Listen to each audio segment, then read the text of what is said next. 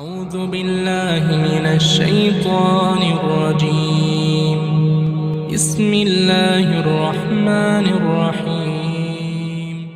لولا إذ سمعتموه قلتم ما يكون لنا أن نتكلم بهذا سبحانك هذا بهتان عظيم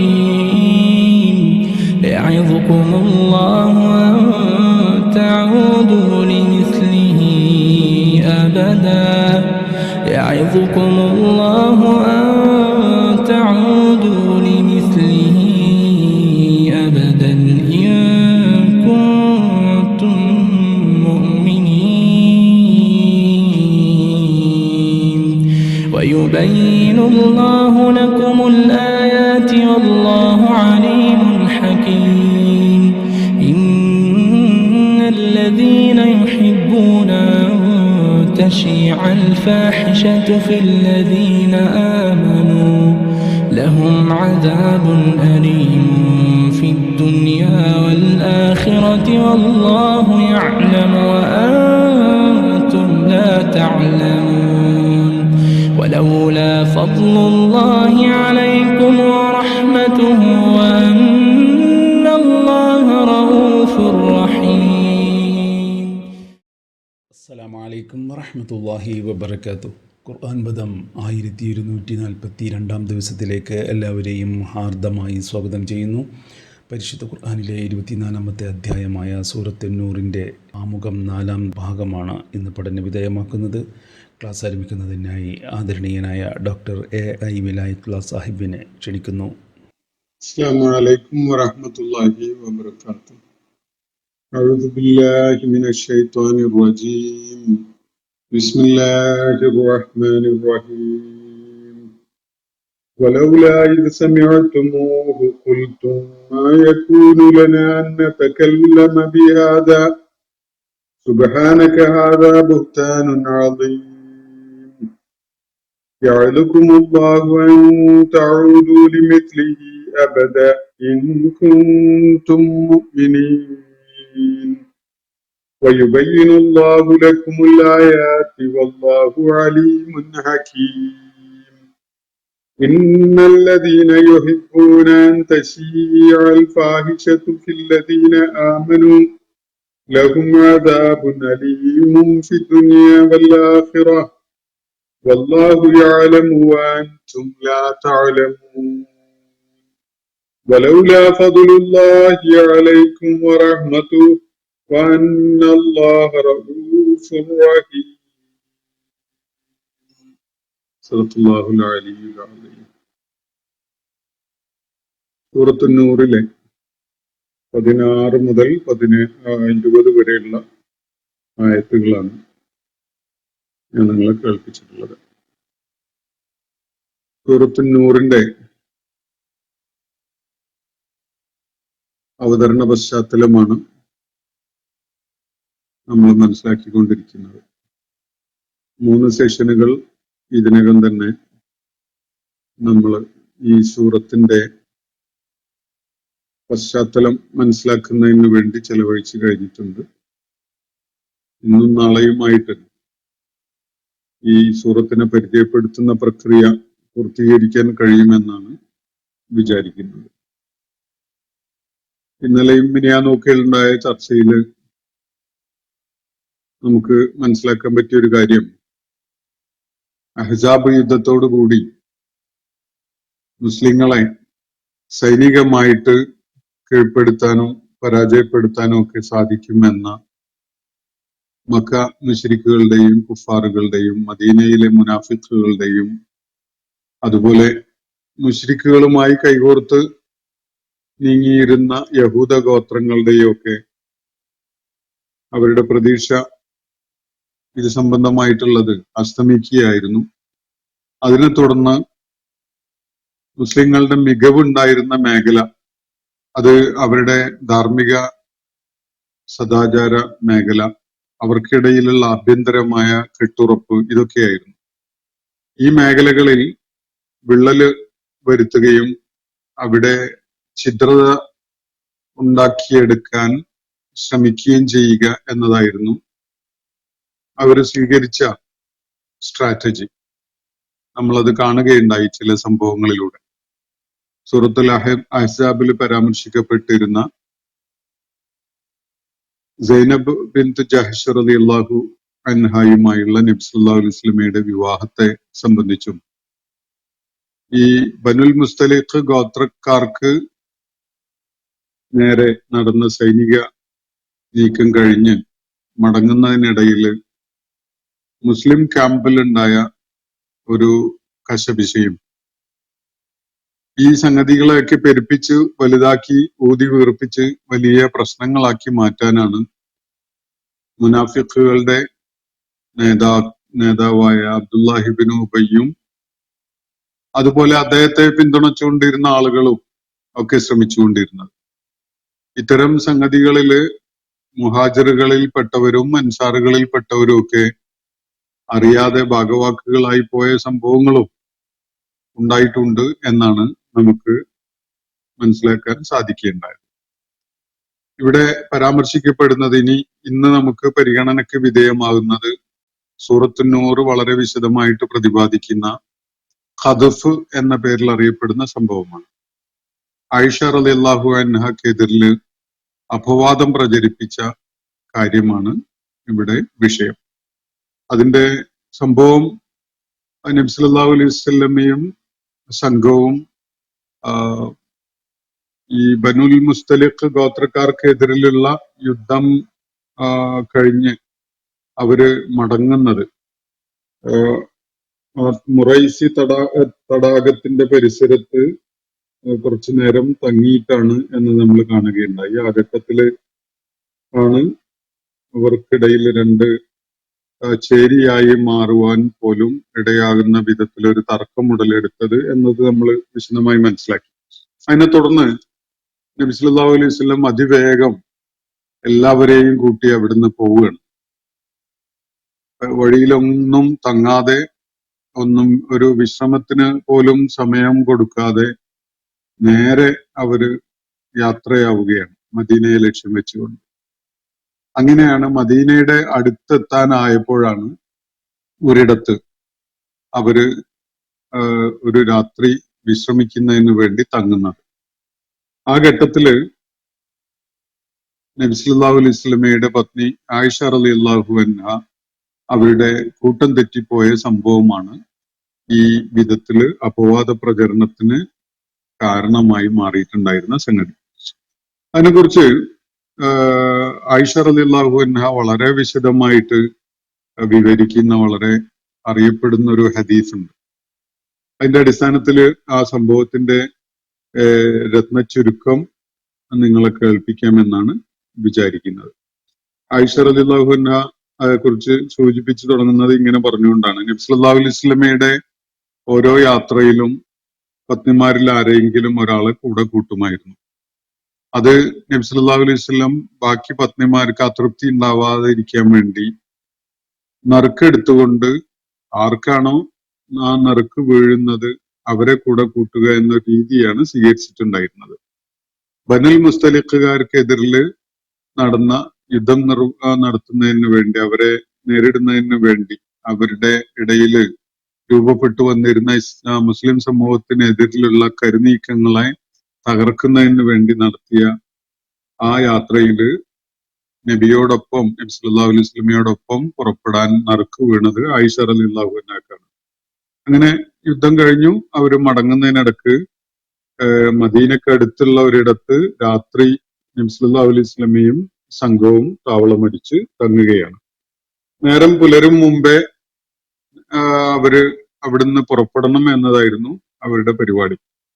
അപ്പോ പുലരുന്നതിന് മുമ്പായിട്ട് യാത്ര തുടരണം, അതുവരെ വിശ്രമം. അങ്ങനെ പുലരുന്നതിന് മുമ്പായിട്ട് അവിടുന്ന് പുറപ്പെടുക എന്നതായിരുന്നു അവരുടെ പരിപാടി.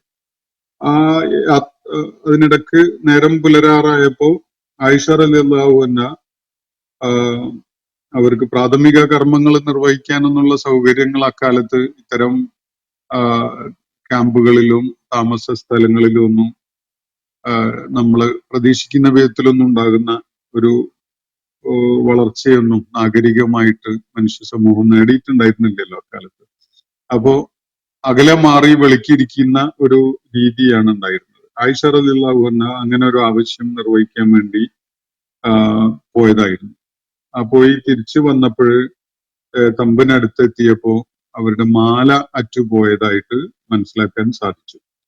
അങ്ങനെ മാല നഷ്ടപ്പെട്ടത് കിട്ടാൻ വേണ്ടി അത് തെരഞ്ഞു പോയി ആയിഷ റളിയല്ലാഹു അൻഹ സംഘം തങ്ങിയിരുന്ന ഇടത്ത് എത്താൻ വേണ്ടി അല്പം വൈകിപ്പോയി. തിരിച്ചെത്തിയപ്പോഴേക്ക് ആയിഷ റളിയല്ലാഹു അൻഹ കയറിയിരിക്കാറുണ്ടായിരുന്ന ഒരു ഒട്ടകക്കട്ടിലുണ്ട്.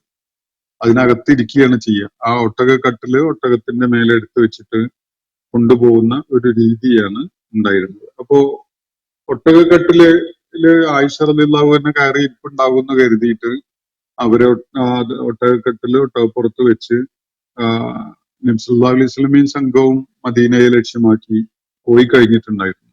തിരിച്ചു വന്നപ്പോൾ ആയിഷ റളിയല്ലാഹു അൻഹ മാല നഷ്ടപ്പെട്ടത് പരതി കണ്ടെത്തി തിരിച്ചെത്തിയപ്പോഴേക്ക് എല്ലാവരും സ്ഥലം വിട്ടിട്ടുണ്ടായിരുന്നു. അപ്പോ അക്കാലത്ത് ആയിഷ റളിയല്ലാഹു അൻഹ പറയുന്നത് ഭക്ഷണക്ഷാമം വളരെ രൂക്ഷമായിരുന്നത് കൊണ്ട് തന്നെ നബി സല്ലല്ലാഹു അലൈഹി വസല്ലമയുടെ പത്നിമാരുൾപ്പെടെയുള്ള സ്ത്രീകള് വളരെ മെലിഞ്ഞൊട്ടിയ കനം കുറഞ്ഞ ഭാരമില്ലാതെ ഉണ്ടായിരുന്ന അവസ്ഥയിലായിരുന്നു. അതുകൊണ്ടായിരിക്കണം ഒരുപക്ഷെ ഈ ഒട്ടകക്കട്ടിലില് ആയിഷ റളിയല്ലാഹു അൻഹ ഇല്ലാത്ത കാര്യം അത് ഒട്ടക പുറത്ത് എടുത്തു വെച്ച ആളുകൾക്ക് അത്ര പെട്ടെന്ന് മനസ്സിലാവാതെ പോയത് എന്നാണ് ആയിഷ റളിയല്ലാഹു അൻഹ അസ്യൂം ചെയ്യുന്നത്. എന്തായാലും അങ്ങനെ അവര് അവിടെ എത്തിയപ്പോ എല്ലാവരും സ്ഥലം വിട്ട് കഴിഞ്ഞിട്ടുണ്ടല്ലോ. അതിനാല് അവര് മൂടുപടം പുതച്ചുകൊണ്ട് അവരുടെ പർദ്ദ കൊണ്ട് മൊത്തം മൂടി പുതച്ചുകൊണ്ട് അവിടെ ഇരുന്നു. അങ്ങനെ അവര് ആരെങ്കിലുമൊക്കെ തിരിച്ചു വരും തന്നെ കൂട്ടിക്കൊണ്ടുപോകാൻ എന്ന പ്രതീക്ഷയിൽ അവിടെ ആ നേരത്തെ തമ്പടിച്ചിരുന്ന സ്ഥലത്ത് ആയിട്ട് അവരിരുന്നു. അങ്ങനെ ആ ഇരുത്തത്തിൽ അവര് മയങ്ങിപ്പോയി. അങ്ങനെ ആരെങ്കിലുമൊക്കെ അന്വേഷിച്ച് വരുന്നുള്ള പ്രതീക്ഷയിൽ അങ്ങനെ കാത്തിരുന്നതാണ്. അതിലും മയങ്ങിപ്പോയി. എല്ലാവർക്കും അത് മനസ്സിലാക്കാൻ കഴിയും. മരുഭൂമിയിലൂടെയുള്ള യാത്രയിൽ അങ്ങനെ കാൽനടയായിട്ട് ഡെസേർട്ടിലേക്ക് അങ്ങ് നടന്ന് നീങ്ങുക എന്നുള്ളത്, അതുപോലെ മദീനയെ ലക്ഷ്യമാക്കി വെച്ചുകൊണ്ട് തനിച്ചു പോവുക എന്നുള്ളതൊന്നും പ്രായോഗികമല്ല. അതുകൊണ്ട് തന്നെ ആയിഷ റളിയല്ലാഹു അൻഹ അവിടെ കാത്തിരിക്കാമെന്ന് വെച്ചു, ആരെങ്കിലുമൊക്കെ അന്വേഷിച്ച് വരുന്നുള്ള പ്രതീക്ഷയിൽ. അങ്ങനെയാണ് ആ കാത്തിരിപ്പിനിടയിൽ അവര് ഉറങ്ങിപ്പോകുന്നത്. അപ്പൊ നേരം പുലർന്ന് നന്നായി വെളിച്ചം വെച്ച സമയം ആയപ്പോഴാണ് അതുവഴി ഒരാൾ കടന്നു വരുന്നത്. അദ്ദേഹത്തിന്റെ പേര് സഫ്വാൻ ഇബ്നുൽ മുഅത്തൽ സുലമി എന്നാണ്. സഫ്വാൻ ഇബ്നുൽ മുഅത്തൽ സുലമി. അദ്ദേഹം ഒരു സഹാബിയായിരുന്നു. നബി സല്ലല്ലാഹു അലൈഹി വസല്ലമയോടൊപ്പം പല യുദ്ധങ്ങളിലും പങ്കെടുത്തിട്ടുള്ള ഒരു സഹാബിയാണ്. അദ്ദേഹം കടന്നു വരുന്നത് ആ നേരം പുലർന്നതിന് ശേഷമാണ്. അപ്പോ ഇദ്ദേഹത്തിന്റെ ഒരു പ്രശ്നം എന്ന് പറഞ്ഞാല് സമയത്തിന് എണീറ്റ് ഫജ്ർ നമസ്കരിക്കാൻ പറ്റുന്ന വിധത്തിൽ എണീക്കാൻ കഴിയുന്ന ആളായിരുന്നില്ല.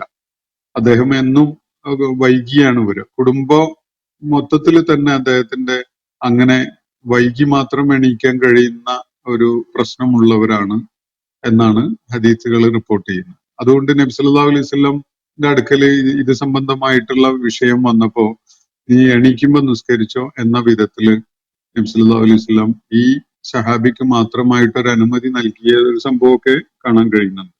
എന്തായാലും ഫജ്റിന് സമയത്തിന് എണീറ്റ് നിസ്കരിക്കാൻ കഴിയാത്ത വിധത്തിൽ ഉറക്കത്തിന്റെ പിടിയിൽ അമർന്നു പോകുന്ന ഒരു പ്രശ്നമുള്ള ആളായിരുന്നു സഫ്വാൻ ഇബ്നുൽ മുഅത്തൽ. ഒരുപക്ഷെ ആ ഒരു സംഗതി പരിഗണിച്ചുകൊണ്ടുകൂടി ആയിരിക്കണം നബി സല്ലല്ലാഹു അലൈഹി വസല്ലമയുടെ ഈ ഇങ്ങനത്തെയുള്ള പടയോട്ട യാത്രകൾക്ക് അതില് സഫ്വാന് മാത്രമായിട്ട് ഒരു ചുമതല നൽകാറുമുണ്ടായിരുന്നു എന്ന് ഹദീസിൽ കാണുന്നുണ്ട്. നബി സല്ലല്ലാഹു അലൈഹി വസല്ലം സംഘവും തങ്ങുന്ന ആ തമ്പടിച്ച പ്രദേശത്ത് അവര് എന്തെങ്കിലും സാധന സാമഗ്രികൾ മറന്നു വെച്ച് പോയിട്ടുണ്ടെങ്കിൽ അതൊക്കെ ഒന്ന് നോക്കി കണ്ടെത്തി അത് എടുത്തുകൊണ്ട് വരിക. എല്ലാവരും പോയതിന് ശേഷം ആയിരിക്കുമല്ലോ സഫ്വാൻ കണ്ണു തുറന്ന് എണീറ്റ് വരുന്നത്. അങ്ങനെ ഏകദേശം നേരം പരക്കെ വെളുത്ത സമയത്താണ് സഫ്വാൻ അതുവഴി കടന്നു വരുന്നത്. അപ്പോ ആയിഷ റളിയല്ലാഹു അൻഹ വഴിയോരത്ത് ഇരുന്ന് ഉറങ്ങുന്നത് കാണാനിടയായി. അപ്പോ അവര് ഇദ്ദേഹം ബദർ യുദ്ധത്തിലൊക്കെ പങ്കെടുത്തിട്ടുള്ള സഹാബിയാണ്. അപ്പോ ആയിഷ റളിയല്ലാഹു അൻഹ പറയുന്നത് സൂറത്തുൽ അഹ്സാബിലെ ഹിജാബ് സംബന്ധമായ പർദ്ദ സംബന്ധമായ നിയമനിർദ്ദേശങ്ങൾ വരുന്നത് വരെ ഉള്ള കാലത്ത് ഈ സഫ്വാൻ ഈ ആയിഷ റളിയല്ലാഹു അൻഹയെ കണ്ടിട്ടുണ്ടായിരുന്നു എന്നതുകൊണ്ടും അവർക്ക് അദ്ദേഹത്തിന് തിരിച്ചറിയാൻ പറ്റുന്ന വിധത്തിലുള്ളൊരു മുഖപരിചയം ഉണ്ടായിരുന്നു എന്നതുമാണ് ആയിഷ റളിയല്ലാഹു അൻഹ ചൂണ്ടിക്കാണിക്കുന്നത്. അപ്പോ ഇദ്ദേഹം നബി സല്ലല്ലാഹു അലൈഹി വസല്ലമയുടെ പത്നിയെ വഴിയിൽ ഇങ്ങനെ തനിച്ചായി പോയ അവസ്ഥയിൽ കണ്ടപ്പോൾ ഒരു ഞെട്ടലോടുകൂടി അദ്ദേഹം പറയുന്ന കാര്യം ഇന്നാ ലില്ലാഹി വ ഇന്നാ ഇലൈഹി റാജിഊൻ എന്ന വിധത്തിൽ ഒരു അപകടമുണ്ടായ ഉണ്ടാകുന്ന പ്രതികരണം പോലെ പ്രതികരിച്ചുകൊണ്ടാണ് പറയുന്നത്. റസൂലുള്ളാഹിയുടെ പത്നി ഇവിടെ തനിച്ചായി പോയല്ലോ, എന്താണ് പറ്റിയത് എന്നുള്ള നിലക്കാണ് അദ്ദേഹം സംസാരിക്കുന്നത്. എന്തായാലും ആയിഷ റളിയല്ലാഹു അൻഹ അദ്ദേഹത്തോട് സംസാരിക്കുന്നൊന്നുമില്ല. ശബ്ദം കേട്ട് കണ്ണ് തുറന്ന് മുഖം മൂടി താഴ്ത്തി ആളെ മനസ്സിലായിട്ട് ആയിഷ റളിയല്ലാഹു അൻഹ അങ്ങനെ ഇരിക്കുകയാണ്. തന്നെ കൊണ്ടുപോകാൻ മദീനയിലേക്ക് പോയ സംഘത്തിൽ നിന്ന് അതിന് ആയിഷ റളിയല്ലാഹു അൻഹയോട് അടുപ്പുള്ള ആരെങ്കിലും ഒക്കെ വരുമെന്ന് കണക്കൂട്ടലാണ് ആയിരുന്നത്. അപ്പോ സഫ്വാൻ ഒട്ടകത്തെ മുട്ടുകുത്തിച്ച് ആയിഷ റളിയല്ലാഹു അൻഹക്ക് ഒട്ടകപ്പുറത്ത് കയറാൻ പറ്റുന്ന വിധത്തിൽ സൗകര്യം ചെയ്തു കൊടുത്തു. അപ്പോ ആയിഷ ഒട്ടകപ്പുറത്ത് കയറി. എന്നിട്ട് സഫ്വാൻ അതിന്റെ മൂക്കുകയറ് പിടിച്ചുകൊണ്ട് അങ്ങനെ നടന്നു.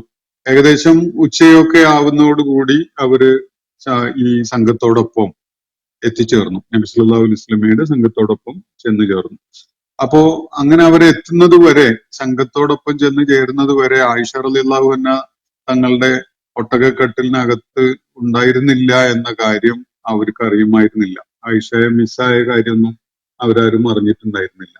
ഇത് അപവാദം പ്രചരിപ്പിക്കുന്ന തരം മനസ്സുള്ള കപട വിശ്വാസികളിൽപ്പെട്ട പലർക്കും നല്ലൊരു അവസരം ഉണ്ടാക്കി കൊടുക്കുകയാണ് ചെയ്തത്, സ്കാൻഡല് പരത്താൻ വേണ്ടി. അങ്ങനെ ഉടനെ തന്നെ ആളുകൾ പല വിധത്തില് പല കുശുകുശുക്കലും നടത്താൻ തുടങ്ങി. അബ്ദുല്ലാഹിബ്നു ഉബയ്യ് എന്ന പേരിൽ അറിയപ്പെടുന്ന കപട വിശ്വാസികളുടെ നേതാവ് ഈ അപവാദങ്ങൾ മെനഞ്ഞെടുത്ത് അത് വർത്താനമാക്കി വലിയ പർവ്വതീകരിച്ച് മാറ്റുന്നതിൽ മുൻപന്തിയിൽ തന്നെ നിലകൊള്ളുകയും ചെയ്തു. അദ്ദേഹം പറഞ്ഞൊരു കാര്യം, ആ സമയത്ത് മറ്റൊരു റിപ്പോർട്ട് അനുസരിച്ച് ആയിഷ റളിയല്ലാഹു അൻഹയുടെ വിവരണത്തിലല്ല, വേറൊരു സ്രോതസ്സിൽ കാണാൻ പറ്റുന്ന അദ്ദേഹം പറഞ്ഞത്, ക്യാമ്പിൽ എത്തിച്ചേർന്നപ്പോ ആയിഷ റളിയല്ലാഹു അൻഹ എത്തിച്ചേർന്നപ്പോ അബ്ദുള്ള അതിനെക്കുറിച്ച് മനസ്സിലാക്കിയിട്ട് ആയിഷ വൈകിയാണ് എത്തിയത്, കൂടെ ഉണ്ടായിരുന്നില്ല എന്നുള്ള കാര്യമൊക്കെ മനസ്സിലാക്കിയിട്ട് അയാൾ വിളിച്ചു കൂവിയത് ഇങ്ങനെയാണ്: അള്ളാഹുവാണ് സത്യം, ഇവള് സുരക്ഷിതയായിട്ടല്ല തിരിച്ചെത്തിയിട്ടുള്ളത്. നോക്കൂ, നിങ്ങളുടെ നബിയുടെ പത്നി മറ്റൊരാളോടൊന്നിച്ച് രാത്രി കഴിച്ചു കൂട്ടിയിട്ട് ഇപ്പോഴിതാ അവൻ അവളെയും കൊണ്ട് പരസ്യമായിട്ട് അവളെയും കൊണ്ട് വരുന്നു എന്ന വിധത്തില് ഒരു വലിയ കല്ല് വെച്ച നുണ അങ്ങ് പറയുകയാണ്, ആളുകളെ കേൾപ്പിക്കുന്ന വിധത്തിൽ. ആളുകളുടെ മനസ്സിനെ ഈ അപവാദം സ്വാധീനിക്കും എന്നത് തീർച്ചയാണ്. അപ്പോ കഴിഞ്ഞ രാത്രി അവർ ഒരുമിച്ചാണ് കഴിഞ്ഞത്. എന്നിട്ട് ഇപ്പോ വളരെ പരസ്യമായി നിർലജ്ജമായിട്ട് ഇയാളിതാ അവളെയും കൂട്ടി വരുന്നു എന്ന വിധത്തിൽ, ഇവള് കളങ്കിതയല്ല എന്ന വിധത്തിലാണ് ഈ അബ്ദുല്ലാഹിബ്നു ഉബയ്യ് ഇബ്നു സലൂൽ വിളിച്ചു പറയുകയുണ്ടായത്. അപ്പോ മദീനയില് തുടർന്ന് ഇത് അബ്ദുല്ലാഹിബ്നു ഉബയ്യ് അങ്ങനെ ആളുകൾക്കിടയിൽ പറയുകയും അവര് അങ്ങനെ അവർക്കിടയിൽ അത് അപവാദം അങ്ങനെ പ്രചരിക്കുകയും ചെയ്യുന്നു എന്നതാണ് പിന്നീട് നടക്കുന്ന കാര്യം. അപ്പോ തുടർന്ന് ആ യാത്ര കഴിഞ്ഞ് ആയിഷ റളിയല്ലാഹു അൻഹ രോഗം ബാധിച്ച്, പനി ബാധിച്ച് കിടപ്പിലായി. നബി സല്ലല്ലാഹു അലൈഹി വസല്ലമയുടെ വീട്ടില് ഏകദേശം ഒരു മാസമൊക്കെ നീണ്ടുനിന്ന രോഗബാധയായിരുന്നു ആയിഷ റളിയല്ലാഹു അൻഹക്ക് ഉണ്ടായിരുന്നത്. അപ്പൊ ആയിഷ റളിയല്ലാഹു അൻഹ പുറം ലോകമായിട്ടൊന്നും ബന്ധമില്ല. കുറെ ദിവസങ്ങള് നബി സല്ലല്ലാഹു അലൈഹി വസല്ലമയുടെ വീട്ടില് തന്നെ കൂടെ ഉണ്ടായിരുന്നപ്പോ അതിനുശേഷം പിന്നെ അവര് മെച്ചപ്പെട്ട പരിചരണം ഉദ്ദേശിച്ചുകൊണ്ട് അവരുടെ മാതാപിതാക്കളുടെ അടുക്കലേക്ക് മാറുകയാണ്. അങ്ങനെ ഈ ഒരു മാസക്കാലത്ത് നബി സല്ലല്ലാഹു അലൈഹി വസല്ലം ഇവരുടെ അടുക്കൽ ഇടക്കൊക്കെ വരും. വരുമ്പോ തന്നെ ആയിഷ റളിയല്ലാഹു അൻഹയുടെ മാതാപിതാക്കളോടും വീട്ടിലുള്ള ബാക്കി ആളുകളോടൊക്കെ ആയിഷക്ക് എന്താണ് ആയിഷയുടെ അവസ്ഥ, ഇങ്ങനെയുണ്ട് അവളുടെ രോഗം എന്നൊക്കെയുള്ള കാര്യങ്ങൾ മാത്രം ചോദിച്ചു പോവുകയാണ് ചെയ്യുക. നബി സല്ലല്ലാഹു അലൈഹി വസല്ലം വലിയൊരു അടുപ്പം കാണിക്കാറുണ്ടായിരുന്നില്ല. അപ്പോ എന്തോ ഒരു പ്രശ്നം ഉണ്ടെന്നുള്ളത് ആയിഷ റളിയല്ലാഹു അൻഹക്ക് തോന്നുന്നു. അപ്പോ കൂടുതൽ പരിചരണത്തിന് വേണ്ടിയാണ് മാതാപിതാക്കളുടെ അടുക്കലേക്ക് വന്നിട്ടുള്ളത്. അതുകൊണ്ട് ആ ഒരു ദീർഘമായ ഒരു സമയം നബി സല്ലല്ലാഹു അലൈഹി വസല്ലമയുമായി വ്യക്തിപരമായിട്ട് അടുപ്പത്തില് അല്ല, അത്ര അടുത്തിടപഴകാൻ അവസരം ഉണ്ടായിട്ടില്ല. ആയിഷ റളിയല്ലാഹു അൻഹ പനിയുടെയും രോഗത്തിന്റെയും ഒക്കെ അവസ്ഥയിലായിട്ട് പുറത്ത് നടക്കുന്ന കാര്യങ്ങൾ വല്ലാതെ അറിയുന്നുമില്ല. അങ്ങനെ ഏകദേശം ഒരു മാസം പിന്നിട്ട ഘട്ടത്തിലാണ് ഒരു ഒരു ദിവസം വെളിക്കിരിക്കാൻ വേണ്ടി ആയിഷ റളിയല്ലാഹു അൻഹ പുറത്തു പോകുമ്പോൾ, അന്ന് അവരുടെ വീടുകളോട് ചേർന്ന് തന്നെ നമ്മളെന്നുള്ള പോലെയോ അല്ലെങ്കിൽ സമീപകാലം വരെയൊക്കെ ഉണ്ടായിരുന്ന പോലെയുള്ള അതിനുള്ള സൗകര്യങ്ങൾ ഉണ്ടായിരുന്നില്ല. അപ്പൊ ഒഴിഞ്ഞൊരിടത്തേക്ക് പോകുമ്പോ കൂടെ കൂട്ടിയിരുന്നത് മിസ്തഹ്ബിനു ഉസാന എന്ന പേരിൽ അറിയപ്പെടുന്ന സഹാബിയുടെ ഉമ്മയെയാണ്. മിസ്തഹ്ബിനു ഉസാനയുടെ മാതാവിനെയാണ് കൂടെ കൂട്ടിയിരുന്നത്. അപ്പോ ഇവര് യഥാർത്ഥത്തില് ആയിഷ റളിയല്ലാഹു അൻഹയുടെ ഉപ്പായുടെ എന്ന് പറഞ്ഞാൽ അബൂബക്കർ റളിയല്ലാഹു അൻഹുവിന്റെ ഒരു അകന്ന സഹോദരിയാണ്. നേരിട്ടല്ല, ഒരു അകന്ന സഹോദര്യ ബന്ധമുള്ള സ്ത്രീയാണ്.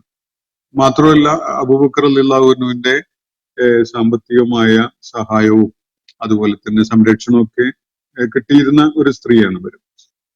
ഈ സഹാബിയുടെ ഉമ്മയാണ് മിസ്തഹ്ബിനു ഉസാന എന്ന സഹാബിയുടെ ഉമ്മയാണ്. അപ്പോ ഒരകന്ന ബന്ധുവാണ് എന്ന് ഞാൻ സൂചിപ്പിച്ചുവല്ലോ. അപ്പം മിസ്തഹ് യഥാർത്ഥത്തില് അവിടെ മദീനയിൽ പ്രചരിച്ചുകൊണ്ടിരുന്ന ഈ അപവാദ വിഷയത്തില് അറിഞ്ഞോ അറിയാതെയോ പങ്കാളിയായി പോയിട്ടുണ്ടായിരുന്നു എന്നതാണ് വസ്തുത. സത്യവിശ്വാസികളുടെ കൂട്ടത്തില് ചിലരങ്ങനെ അതില് പെട്ടുപോയിട്ടുണ്ടായിരുന്നു. ഈ അപവാദ പ്രചരണത്തിൽ കണ്ണിയായി പോയിട്ടുണ്ടായിരുന്നു എന്നതാണ് വസ്തുത.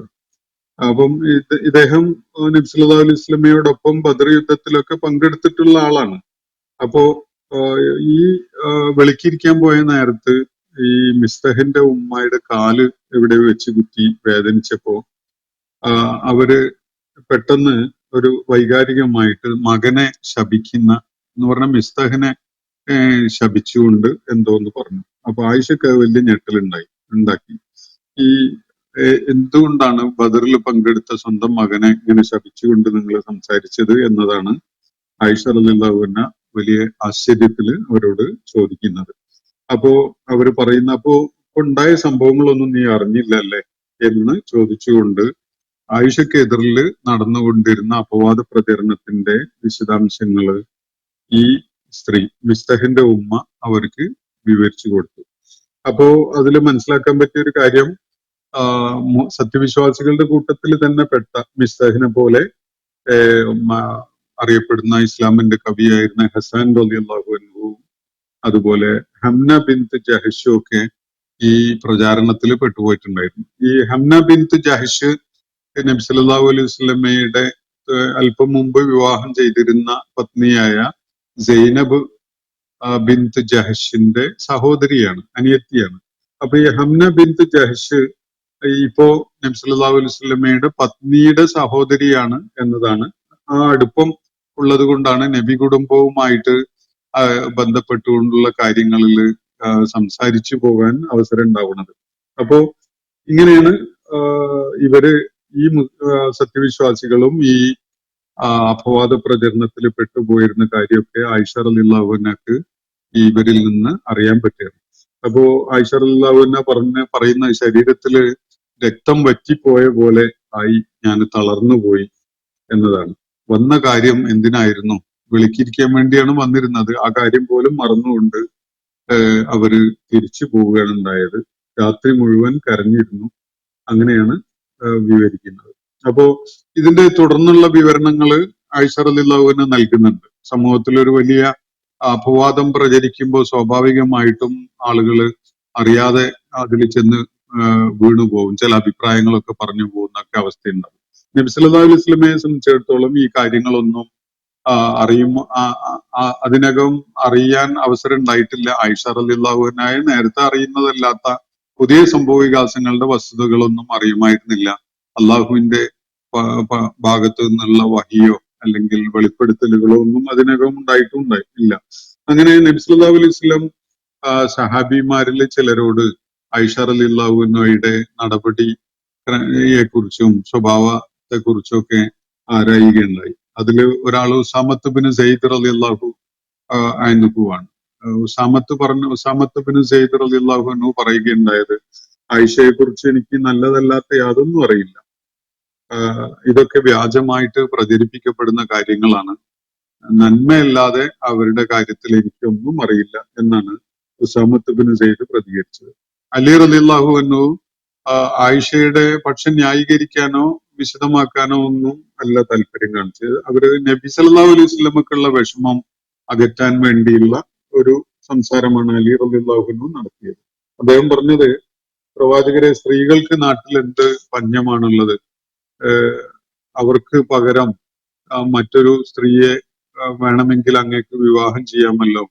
ഇനി സൂക്ഷ്മമായിട്ട് അറിയണമെങ്കിൽ വേലക്കാരി അവരെ വൃത്തിയായ സ്ത്രീയോട് വിളിച്ചന്വേഷിച്ചാൽ കാര്യങ്ങൾ അറിയാൻ പറ്റും എന്ന് അലി റളിയല്ലാഹു അൻഹു പറഞ്ഞു. ഒരിക്കലും തന്നെ ആയിഷ റളിയല്ലാഹു അൻഹയെ ഇകഴ്ത്തി കാണിക്കുന്ന വിധത്തിൽ അലി റളിയല്ലാഹു അൻഹു പറഞ്ഞിട്ടില്ല. നബി സല്ലല്ലാഹു അലൈഹി വസല്ലമയെ മാനസികമായി ധൈര്യപ്പെടുത്തുന്ന അല്ലെങ്കിൽ ശക്തിപ്പെടുത്തുന്ന വിധത്തില് പറഞ്ഞു. പക്ഷെ അത് ആയിഷ റളിയല്ലാഹു അൻഹയ്ക്ക് പരോക്ഷമായിട്ട് വിഷമുണ്ടാക്കുന്ന ഒരു റിമാർക്കാണ് താൻ. അപ്പോ വേലക്കാരിയുടെ വീട്ടിലെ ആയിഷ റളിയല്ലാഹു അൻഹയെ സഹായിക്കുന്ന വൃത്തിയോട് കാര്യങ്ങൾ വിളിച്ചന്വേഷിച്ചപ്പോ അവര് പറഞ്ഞത്, ഞാൻ ആക്ഷേപാർഹമായിട്ട് ആയിഷയിൽ യാതൊന്നും കാണാൻ എനിക്ക് കഴിഞ്ഞിട്ടില്ല.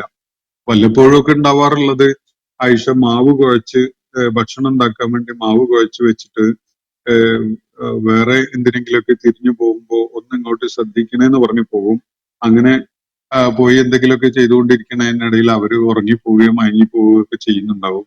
അങ്ങനെ ആട് വന്നിട്ട് അകത്ത് കയറി ഈ മാവ് തിന്നു പോകുന്ന ഒരു സംഭവമൊക്കെ ഉണ്ടാവാറുണ്ട്. ഇങ്ങനെയൊക്കെയുള്ളതല്ലാത്ത ഒരു തെറ്റുകുറ്റവും ഞാൻ ആയിഷയിൽ കണ്ടിട്ടില്ല എന്നാണ് ഭൃത്യ പറഞ്ഞത്. അന്ന് നബി സല്ലല്ലാഹു അലൈഹി വസല്ലം മദീനയിലെ പള്ളിയിലെ മിമ്പറിൽ കയറി നിന്നുകൊണ്ട് ജനങ്ങളെ അഭിസംബോധന ചെയ്തുകൊണ്ട് പറയുന്നുണ്ട്, എന്റെ വീട്ടുകാരെ കുറിച്ച്, എന്റെ പത്നിയെ കുറിച്ച്, അഹ്ലുൽ ബൈത്തിനെ കുറിച്ച് അപവാദം ഉണ്ടായിരിക്കുകയാണ്. അത് എന്നെ വ്യക്തിപരമായിട്ട് ഉപദ്രവിക്കുകയാണ്. ഇത് അത്ഭുതകരമായിട്ട് വളരെ അവിശ്വസനീയമായ കാര്യമാണ് ഇവിടെ ആളുകൾ പറഞ്ഞു പ്രചരിപ്പിക്കുന്നത്. എനിക്ക് അവരിൽ യാതൊരു നടപടി ദോഷവും കാണാൻ പറ്റിയിട്ടില്ല. പിന്നെ ഇവിടെ നേരത്തെ പരാമർശിക്കപ്പെട്ട സഫ്വാൻ ഇബ്നുൽ മുഅത്തൽ എന്ന ഈ കുറ്റാരോപിതനായ വ്യക്തി, അദ്ദേഹത്തിന്റെ ഭാഗത്തുനിന്നും എന്തെങ്കിലും സംശയാസ്പദമായ യാതൊന്നും എനിക്ക് അനുഭവപ്പെട്ടിട്ടില്ല. ഞാനില്ലാത്തപ്പോ എന്റെ അഭാവത്തില് അദ്ദേഹം വീട്ടിൽ വരാറേ ഉണ്ടായിരുന്നില്ല എന്നൊക്കെയുള്ള കാര്യങ്ങളാണ് നബി സല്ലല്ലാഹു അലൈഹി വസല്ലം വിശദാക്കിയത്. അപ്പോ ഉസൈദ് ബിൻ ഹുദൈർ എന്ന പേരിൽ അറിയപ്പെടുന്ന ഒരു സഹാബി പറയുകയുണ്ടായി. അത് ഉസൈദ് ബിൻ ഹുദൈർ അല്ല, സഅദ് ബിൻ മുആദാണ് എന്നൊരു അഭിപ്രായവും ഉണ്ട്. അദ്ദേഹം പറഞ്ഞത്, ഞങ്ങളുടെ ഗോത്രക്കാരനാണ് ഈ പറയപ്പെട്ട വ്യക്തിയെങ്കിൽ, ഈ പറയപ്പെട്ട സഫ്വാൻ ഇബ്നുൽ മുഅത്തൽ എന്ന ഈ പരാമർശ വിധേയമായ വ്യക്തിയെങ്കിൽ ഞങ്ങൾ അവന്റെ പെരടി വെട്ടാം. ഹസ്രജ് ഗോത്രക്കാരൻ എന്ന് പറഞ്ഞാൽ ഈ പറഞ്ഞ ആള് ഔസ് ഗോത്രക്കാരനാണ്. ഹസ്രജ് ഗോത്രക്കാരിൽ പെട്ടവനാണെങ്കിൽ നബി സല്ലല്ലാഹു അലൈഹി വസല്ലം കൽപ്പിച്ചാൽ മതി, ഞങ്ങൾ അവന്റെ പെരടി വെട്ടുന്ന കാര്യം ചെയ്തോളാം എന്നാണ് പറഞ്ഞത്. അത് കൂട്ടത്തിൽ ഒരാൾ പ്രതികരിച്ചതാണ് മദീനയിൽ നബി സല്ലല്ലാഹു അലൈഹി വസല്ലം മിമ്പറിൽ നിന്ന് സംസാരിക്കുമ്പോൾ. അപ്പോ ഹസ്രജ് തലവൻ ആയിരുന്ന സഅദ് ബിൻ ഉബാദ ആ ഘട്ടത്തില് പറയുന്നത്, വെറുതെ പറയുകയാണ്, നീ വീമ്പിളക്കുകയാണ്, നീ അവനെ തൊടാൻ പോകുന്നില്ല. അവൻ ഹസ്രജ് ഗോത്രക്കാരനായതുകൊണ്ട് മാത്രമാണ് നീ കഴുത്ത് വെട്ടാമെന്നൊക്കെ വീമ്പ് പറയുന്നത്. നിങ്ങളുടെ ഗോത്രക്കാരനായിരുന്നെങ്കിൽ ഒരിക്കലും അങ്ങനെ പറയുമായിരുന്നില്ല എന്നാണ് ഈ സഅദ് ബിൻ ഉബാദ റളിയല്ലാഹു അൻഹു പറയുന്നത്. അപ്പോ ഉസൈദ് ഉടനെ പ്രതികരിച്ച്, നീ കപടനാണ്, അതുകൊണ്ടാണ്, നീ മുനാഫിഖാണ്, അതുകൊണ്ടാണ് മുനാഫിഖുകൾക്കായിട്ട് വാദിക്കുന്നത്. ഇങ്ങനെയുള്ള തർക്കങ്ങൾ ഉടലെടുത്തു. എന്ന് പറഞ്ഞാൽ മുഹാജിറുകളായിട്ടും ഈ ഔസ് ഹസ്രജ് വിഭാഗങ്ങള് ചേരി തിരിഞ്ഞ് ഒരു സംഘർഷത്തിലേക്ക് നീങ്ങുന്ന ഒരു അവസ്ഥ മദീനയിലെ പള്ളിയിലുണ്ടായി. അവിടെ വലിയ ബഹളമൊക്കെ ഉണ്ടായി. അപ്പോ മിമ്പറിൽ നിന്ന് നബി സല്ലല്ലാഹു അലൈഹി വസല്ലം അവരെ അഭിസംബോധന ചെയ്യുമ്പോഴാണ് ഇങ്ങനെ ഉണ്ടാവുന്നത്. അപ്പോ ഔസും ഹസ്രജും ഇങ്ങനെ സംഘട്ടനത്തിന്റെ വക്കിലെത്തിയ ഒരവസ്ഥയിൽ നബി സല്ലല്ലാഹു അലൈഹി വസല്ലം അവരിലേക്ക് ഇറങ്ങി ചെന്നുകൊണ്ട് അവരെ ആശ്വസിപ്പിച്ചും അവർക്കിടയിലുള്ള ശണ്ട വളരാതിരിക്കുന്ന വിധത്തില് അവരെ പരിഗണിച്ചുകൊണ്ടൊക്കെയുള്ള സംസാരം നടത്തിക്കൊണ്ടാണ് അത് അവസാനിപ്പിക്കുന്നത്. അബ്ദുല്ലാഹിബ്നു ഉബയ്യാണ് ഈ വിദ്രോഹകരമായ ഈ വിള്ളലുണ്ടാക്കുന്ന വിധത്തിലുള്ള സംസാരത്തിന് തുടക്കം ഇടുകയുണ്ടായത്. അങ്ങനെ ഇസ്ലാമിക സമൂഹത്തിൽ വലിയ ചിത്രത ഉണ്ടാക്കാൻ അയാള് ഒരുക്കുകയായിരുന്നു. അത് നബി സല്ലല്ലാഹു അലൈഹി വസല്ലമയും അബൂബക്കർ റളിയല്ലാഹു അൻഹുവും ഒക്കെ അവരെയൊക്കെ മാനഹാനിപ്പെടുത്തുക, അതുപോലെ ഇസ്ലാമിക സമൂഹത്തിനെ അവരുടെ ധാർമ്മിക സദാചാര കാര്യങ്ങളിൽ അവര് ലോകത്ത് തന്നെ ഏറ്റവും വലിയ മാതൃകയായിക്കൊണ്ട് പുലർത്തിയിരുന്ന ആ ഔന്നത്യം അതിനെ ഇകഴ്ത്തി കാണിക്കുക എന്നതൊക്കെയാണ് അബ്ദുല്ലാഹിബ്നു ഉബയ്യ് ഇതിലൂടെ ലക്ഷ്യം വെച്ചിരുന്ന കാര്യം. അപ്പോ യഥാർത്ഥത്തില് ഇസ്ലാമിക സമൂഹത്തില് ഈ ഗോത്രപരമായ വിള്ളല് ഉണ്ടാക്കിയെടുക്കുക, അവരുടെ ധാർമ്മിക സദാചാരപരമായ ഔന്നത്യത്തിനെ കരിനിഴൽ വീഴ്ത്തുക, ഇങ്ങനെയുള്ള കാര്യങ്ങളൊക്കെയാണ് ഇയാള് ലക്ഷ്യം വെച്ചത്. കൂടാതെ അയാളൊരു വലിയ തീക്കനലാണ് എടുത്തിട്ടത് മുസ്ലിം കമ്മ്യൂണിറ്റിന്റെ അകത്തേക്ക്. അത് കത്തിപ്പടരും എന്നത് അയാൾ കണക്കുകൂട്ടിയിട്ടുണ്ട്. അപ്പോ മുസ്ലിം സമൂഹത്തെ ഒന്നടങ്കം കത്തിച്ചമ്പലാക്കാൻ കാരണമാകുന്ന വിധത്തിലുള്ള ഒരു വലിയ അഗ്നിയായിട്ട് അത് ആളിപ്പടരും എന്ന കണക്കുകൂട്ടലില് ഒരു വൈക്കോൽ കൂനക്ക് തീ കൊടുക്കുന്ന പോലെയുള്ള ഒരു പണിയാണ് അബ്ദുള്ള ചെയ്യുകയുണ്ടായത്. അപ്പോ ഇതിനെ നേരിടുവാൻ, അതിനെ ഓവർകം ചെയ്യാൻ ഇസ്ലാമിക സമൂഹത്തിന് സാധിച്ചത് യഥാർത്ഥത്തില് നബി സല്ലല്ലാഹു അലൈഹി വസല്ലം അള്ളാഹുവിന്റെ നിർദ്ദേശപ്രകാരം അവരിൽ കരുപ്പിടിപ്പിച്ചെടുത്ത സ്വഭാവപരമായ മഹത്വവും ഔന്നത്യവും ഒക്കെ കാരണമായിട്ടാണ്. സഹനവും ക്ഷമയും പരസ്പരം മനസ്സിലാക്കാനുള്ള സന്നദ്ധതയും വിട്ടുവീഴ്ചയും ഒക്കെ അവരിൽ ഉണ്ടാക്കിയെടുത്തു കഴിഞ്ഞിട്ടുണ്ടായിരുന്നു. ഒരു വലിയ അളവോളം ഒറ്റപ്പെട്ട ആളുകൾ മാത്രമാണ് ഇതിന് അപവാദമായിട്ട് ഉണ്ടായിരുന്നത് എന്നതാണ് വസ്തുത. അപ്പൊ ആ വിധത്തില് നബി സല്ലല്ലാഹു അലൈഹി വസല്ലം അവരെ തസ്കിയത്തും തർബിയത്തും കൊടുത്ത് വളർത്തിക്കൊണ്ടുവന്നത് കൊണ്ടും അള്ളാഹുവിന്റെ അവസരോചിതമായ അനുഗ്രഹങ്ങളും കാരുണ്യവും അവർക്ക് ലഭിച്ചത് കൊണ്ടും മാത്രമാണ് ഇസ്ലാമിക സമൂഹം അങ്ങനെ തകർന്ന് ഛിന്ന ഭിന്നമായി പോകാതെ ആ വലിയ ആഭ്യന്തരമായ വെല്ലുവിളിയെ നേരിടാൻ അവർക്ക് സാധിച്ചത് എന്നതാണ് നമുക്ക് മനസ്സിലാക്കാൻ സാധിക്കുന്നത്. ഇന്നത്തെ സെഷന് ഞാനിവിടെ അവസാനിപ്പിക്കുകയാണ്. ഇനി നമുക്ക് ചർച്ച ചെയ്യാനുള്ളത് ഈ സൂറത്തിലെ വിഷയങ്ങൾ, ഇതിൽ കൈകാര്യം ചെയ്യപ്പെടുന്ന പ്രതിപാദ്യങ്ങളെ കുറിച്ചാണ്. ഇൻഷാ അല്ലാഹ് നാളത്തെ ഒരു സെഷനോടുകൂടി അക്കാര്യം നിർവഹിച്ചുകൊണ്ട് നമുക്ക് സൂറത്തിന്റെ പഠനത്തിലേക്ക് നീങ്ങാൻ സാധിക്കുമെന്നാണ് പ്രതീക്ഷിക്കുന്നത്. അള്ളാഹു നമ്മെ എല്ലാവരെയും അനുഗ്രഹിക്കുമാറാവട്ടെ. വാഖിറു ദഅ്വാന അനിൽ ഹംദുലില്ലാഹി റബ്ബിൽ ആലമീൻ. അസ്സലാമു അലൈക്കും വറഹ്മത്തുള്ളാഹി വബറകാതുഹു. ഇന്നത്തെ ഖുർആൻ പദം ഇവിടെ സമാപിക്കുന്നു. ഖുർആൻ പഠനത്തിൽ പങ്കെടുത്ത എല്ലാവർക്കും അള്ളാഹു അർഹമായ പ്രതിഫലം നൽകി അനുഗ്രഹിക്കട്ടെ. വആഖിറു ദഅ്വാന അനിൽ ഹംദുലില്ലാഹി റബ്ബിൽ ആലമീൻ. അസ്സലാമു അലൈക്കും വറഹ്മത്തുള്ളാഹി വബറകാതുഹു.